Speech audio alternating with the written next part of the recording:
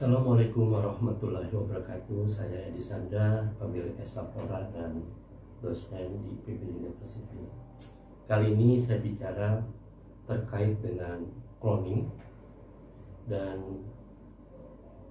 metode stigmata tunas di dalam kultur jaringan.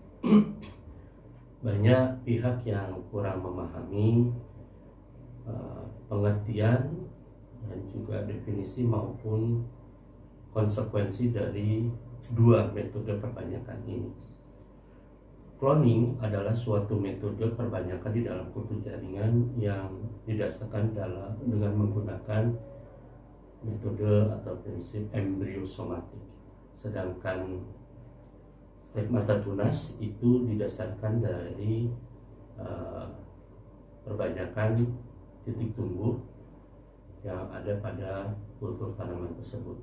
Konsekuensinya adalah bahwa kalau kita menggunakan cloning atau embriosomatik ini, maka embrio yang terbentuk dari sel-sel somatik ini dan itu berasal dari sel tadi itu akan lebih tinggi berpeluang di dalam menghasilkan variasi somaklonal. Sedangkan dengan stek titik tumbuh tadi itu, stigmata tunas atau stek rimpang dan sebagainya tadi itu akan berpeluang kecil di dalam menghasilkan variasi karena dia sudah dalam bentuk organ.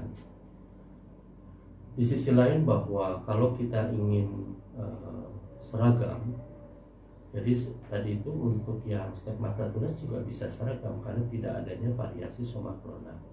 Tapi dengan menggunakan cloning, maka kita hanya menggunakan sedikit bagian tanaman, dalam hal ini misalnya sel meristem, maka hasilnya nanti juga bisa mendapatkan tanaman yang seragam, berkualitas. Nah, produk yang banyak dicari di luar negeri adalah mericlone atau cloning yang berasal dari kultur meristem. Hanya di dalam pelaksanaannya tadi itu harus benar-benar menjaga supaya kondisi lingkungan tadi itu tidak mengalami fluktuasi sehingga perbanyakan tadi itu bisa berjalan dengan baik dan tidak adanya rangsangan-rangsangan yang menyebabkan variasi somaklonal. Di Indonesia, kultur jaringan ini masih berkisar pada teknik perbanyakan multiplikasi, stigmata tunas maupun stek tadi ya titik tumbuh. Nah, di sisi lain juga masih yang banyak di Indonesia adalah sebar biji, terutama di anggrek. Nah, kualitas dari sebar biji ini sebenarnya bukan tidak baik. Kalau bagi saya sebagai seorang konservasi, sebar biji tadi itu atau bahan kebanyakan biji tadi itu merupakan suatu sumber keanekaragaman hayati, dan itu sebenarnya sangat penting di dalam populasi keanekaragaman jenis di alam. Tapi terkait dengan produktivitas, di mana manusia ingin kualitas yang terbaik yang didapatkan dan itu seragam 100%, maka kita perlu menggunakan metode cloning. Dan kelebihan dari metode cloning ini adalah dia mampu menghasilkan bibit dalam jumlah besar dengan menggunakan metode pengocokan tadi itu atau dengan menggunakan seker. Dengan menggunakan seker tadi itu multiplikasi perbanyakan sel, dalam hal ini kalus yang kemudian diperbanyak atau bahkan bisa menjadi embriosomatik. Jadi kalau di anggrek itu protocomblack body, maka kecepatannya bisa sangat tinggi.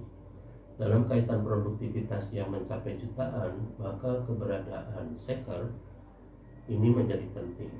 Atau metode teknologi modern perbanyakan yang ada sekarang, misalnya terkait dengan bioreaktor, seker tadi itu, atau ada juga yang namanya TIS ya, temporary image, lupa saya TIS itu.